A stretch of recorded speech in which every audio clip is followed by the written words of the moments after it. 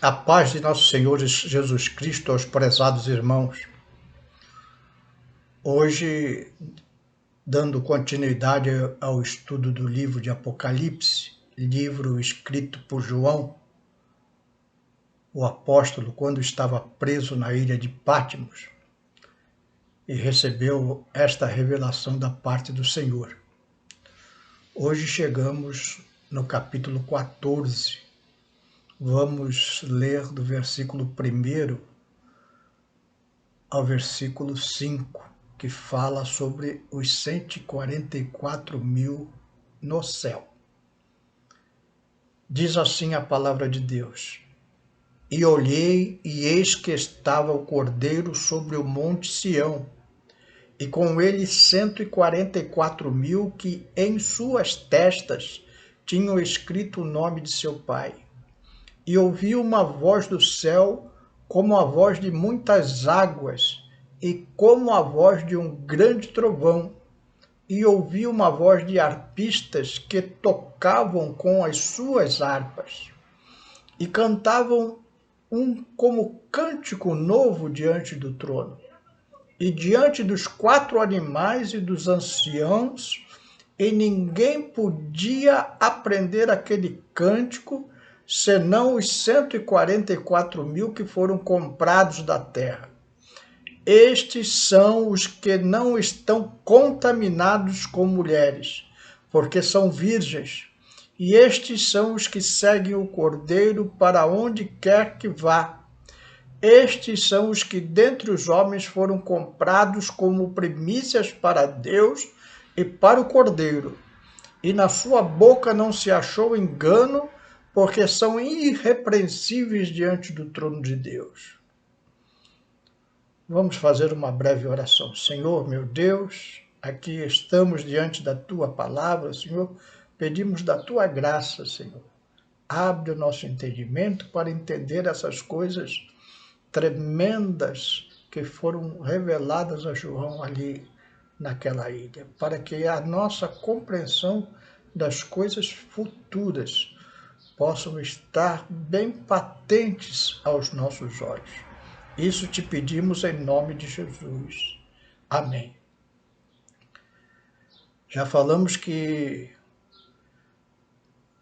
esse trecho de Apocalipse que estamos estudando, do capítulo 4, que vai até o 18, é um período que cobre 7 anos, chamados de Grande Tribulação. Esse período vai ser após o arrebatamento da igreja, ou seja, ainda não aconteceu. Pode acontecer a qualquer momento, porque Jesus vem buscar a sua igreja sem avisar o dia e sem avisar a hora. E nessa visão que João está tendo aqui no capítulo 14, João está tendo uma visão do céu. Nós já estudamos anteriormente que a visão de João ela vai entre o céu e a terra. E em determinados momentos do livro de Apocalipse, João está tendo uma visão da terra. Em outros momentos, João está tendo uma visão do céu. Capítulo 13, que acabamos de estudar no vídeo anterior, que você pode assistir aí na nossa playlist, sobre o livro de Apocalipse, João estava tendo uma visão da terra, com o anticristo reinando e selando com a marca do 666 aqueles que o adoravam, ou melhor dizendo, o adorarão aqui na terra. Agora, no capítulo 14, a visão de João vai para o céu. E ele vê Jesus. Verso 1 que nós lemos diz assim: e olhei, e eis que estava o Cordeiro sobre o monte Sião. Cordeiro é a figura de nosso Senhor Jesus Cristo, que deu a sua vida para pagar os nossos pecados. Como disse João, não o apóstolo, mas o profeta: eis o Cordeiro de Deus que tira o pecado do mundo. E diz aqui neste capítulo 1, o capítulo 14, verso 1 de Apocalipse, que Jesus estava com 144 mil que tinham escrito o nome do Pai. A visão de João vai da visão da atuação do anticristo na terra para essa visão de Jesus com 144 mil retirados da grande tribulação. Esses 144 mil judeus são os mesmos que aparecem no capítulo 7. Se você ainda não viu esse vídeo, veja lá sobre esses 144 mil judeus, que também estão no capítulo 7. Lá eles ainda estão na terra, sendo selados por Deus. Aqui vemos um grande contraste nesse período de grande tribulação. Na terra, os selados por Satanás recebem a marca da besta nas suas testas e mãos, e não podem nem comprar nem vender se não tiverem essa marca. Aqui, os 144 mil judeus selados por Cristo são poupados. Eles não recebem a marca da besta. Agora não fica claro se passaram pela morte ou ressuscitaram, ou foram arrebatados. A palavra aqui é retirados. Retirados podem ter passado pela morte física e depois ressuscitaram e foram para o céu, ou foram para o céu direto, ou ainda foram arrebatados, como foram as duas testemunhas, também reveladas aqui no livro de Apocalipse. Há um grande contraste na terra: prostituição, os homens entregues a toda sorte de imundícia. No céu, pureza. O verso 4 diz aqui: estes são os que não estão contaminados com mulheres. Aqui está falando de pureza espiritual. Jesus falou lá na parábola das virgens, né, que elas, as noivas, tinham 5 virgens preparadas, prudentes, ou seja, no sentido espiritual de pureza. A palavra de Deus, ela não condena o sexo, ela condena a devassidão. Lá em 2 Coríntios 11, verso 2, o apóstolo Paulo diz assim: porque estou zeloso de vós com zelo de Deus, porque vos tenho preparado para vos apresentar como uma virgem pura a um marido, a saber, a Cristo. Então, isso é uma maneira de mostrar a pureza da igreja. Não que a igreja não permitisse o casamento, não permitisse o sexo. Por isso, é muito importante nós estudarmos a Bíblia toda com cautela e passo a passo. As doutrinas bíblicas são claras. não podem se formar doutrinas a partir de um versículo. Tem que se conhecer toda a Bíblia para ver o que a Bíblia fala a respeito do assunto. Contra o casamento, contra ao sexo dentro do casamento, não há nenhuma proibição bíblica quanto a isso. Então, os crentes de todas as épocas se casaram, tiveram filhos e foram abençoados com o matrimônio. O livro de Cantares é uma elegia ao matrimônio, ao amor entre o homem e a mulher. Por isso,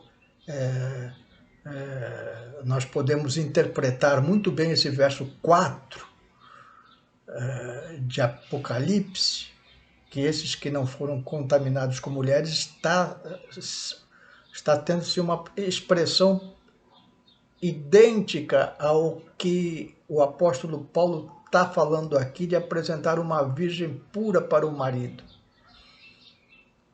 a igreja. A mesma maneira que Jesus usa para contar a parábola das 10 virgens, não é? Aquelas que estão preparadas para morar com Cristo. Pessoas que entregaram a sua vida a Jesus e, portanto, estão purificados pelo sangue do Cordeiro. Há um outro contraste também aqui. Na Terra, capítulo 13 de Apocalipse, os homens estão maravilhados com a nova ordem mundial, sendo marcados com o número 666, não podendo nem comprar nem vender se não tiver essa marca, mas não pensem que isso vai ser um peso. Para a maioria vai ser uma bênção. Tudo online, tudo digital. Que maravilha! Não sabem que estão sendo marcados para não mais terem liberdade e serem escravizados pelo anticristo. Agora, aqui nós vemos esses 144 mil no céu, entoando um novo cântico. Olha que coisa maravilhosa. A música como um instrumento de invocação e adoração. Nós precisamos entender que muitas vezes a música é usada como instrumento de invocação a Satanás.